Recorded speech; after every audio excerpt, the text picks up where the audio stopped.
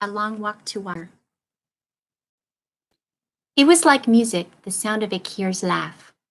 Nia's father had decided that Akir needed a doctor. So Nia and her mother had taken Akir to the special place, a big white tent full of people who were sick or hurt, with doctors and nurses to help them. After just 2 doses of medicine, Akir was nearly her old self again, still thin and weak, but able to laugh as Nia sat on the floor next to her cot and played a clapping game with her. The nurse, a white woman, was talking to Nia's mother. Her sickness came from the water, the nurse explained. She should drink only good, clean water. If the water is dirty, she should boil it for a count of 200 before she drinks it. Nia's mother nodded that she understood, but Nia could see the worry in her eyes. The water from the holes in the lake bed could be collected only in tiny amounts. If her mother tried to boil such a small amount, the pot would be long dry before they could count to 200. We're on page 46. It was a good thing, then, that they would soon be returning to the village. The water that Nia fetched from the pond in the plastic jug could be boiled before they drank it. But what about next year at camp? And the year after that? And even at home, whenever Nia made the long, hot walk to the pond, she had to drink as soon as she got there. She would never be able to stop Akir from doing the same.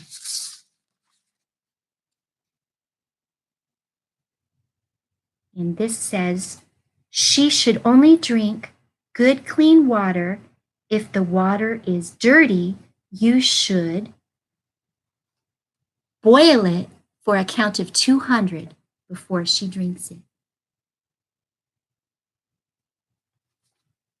Southern Sudan, 1985. The lake's surface was calm, and once the boats had pulled away from the shore, there was not much to see, just water and more water. They paddled for hours. The scenery and motion were so monotonous that Selva might have slept, except he was afraid that if he did, he might fall over the side. He kept himself awake by counting the strokes of Uncle's paddle and trying to gauge how far the canoe traveled with every 20 strokes. Finally, the boats pulled up to an island in the middle of the river. This was where the fishermen of the Nile lived and worked. Selva was amazed by what he saw in the fishing community. It was the first place in their weeks of walking that had an abundance of food. The villagers ate a lot of fish, of course, and hippo and crocodile meat as well. But even more impressive were the number of crops they grew: cassava, sugarcane, yams. It was easy to grow food when there was a whole river to water the crops. None of the travelers had money or anything of value to trade, so they had to beg for food. The exception was Uncle. The fisherman gave him food without having to be asked. Selva could not tell if this was because Uncle seemed to be the leader of the group or because they were afraid of his gun. Uncle shared his food with Selva, a piece of sugar cane to suck on right away, then fish that they cooked over a fire and yams roasted in the ashes. I'm going to stop for a second and share. I drew this to show you the abundance of food that was available on the island. Right here, we're surrounded by the Nile River. And they had crocodile meat, hippo meat, cassava, which is a kind of plant or vegetable, yams, sugarcane, fish, and lots of water. It was the first place in their weeks of walking that had an abundance of food. We're at the bottom of page 47. The sugarcane juice soothed the sharpest edge of Selva's hunger. He was able to eat the rest of the meal slowly, making each bite last a long time. Turn the page, we're on 48. At home, Selva had never been hungry. His family owned many cattle. They were among the better off families in their village of Nunavik. They ate mostly porridge made from sorghum and milk. Every so often, his father went to the marketplace by bicycle and brought home bags of beans and rice. These had been grown elsewhere because few crops could be raised in the dry, semi-desert region of Nunavik. As a special treat, his father sometimes brought mangoes.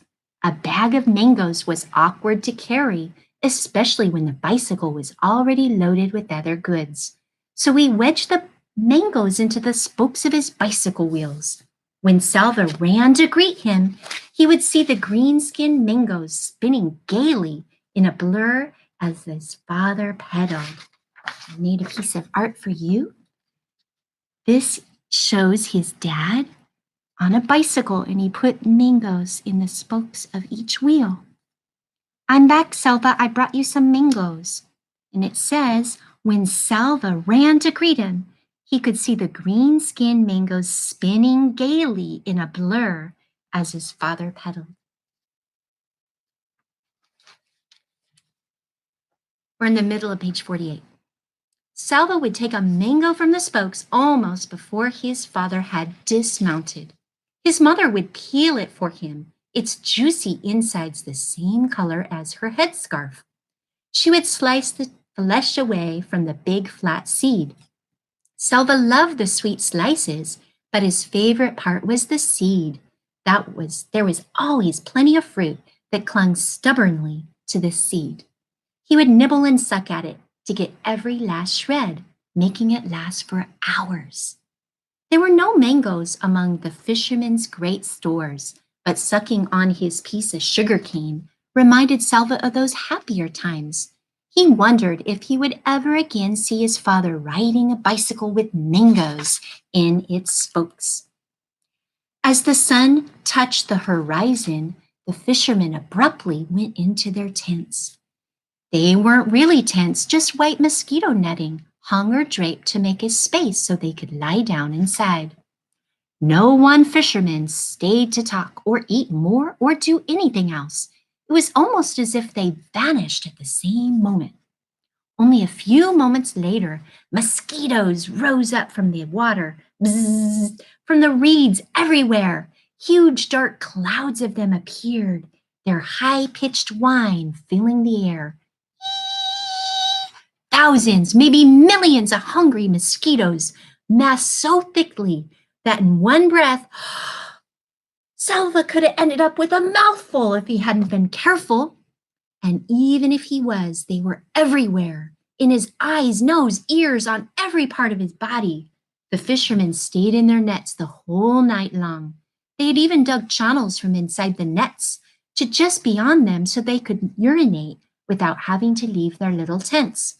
It didn't matter how often Salva swatted at the mosquitoes, or that one swat killed dozens at a time. For every one he killed, it seemed hundreds more swarmed to take its place. With their high singing whine constantly in his ears, Salva slapped and waved at them in frustration all night long. No one in the group got any sleep. The mosquitoes made sure of that. In the morning, Salva was covered with bites. The worst ones were in the exact middle of his back, where he couldn't reach to scratch. Those he could reach, though, he scratched until they bled. The travelers got into the boats one more time to paddle from the island to the other side of the Nile. The fishermen had warned the group to take plenty of water for the next stretch of their journey. Salva still had the gourd that the old woman had given him. Others in the group had gourds too, or plastic bottles. But there were some who did not have a container. They tore strips from their clothing and soaked them in a desperate attempt to carry at least a little water with them. Ahead lay the most difficult part of their journey, the Akubu Desert.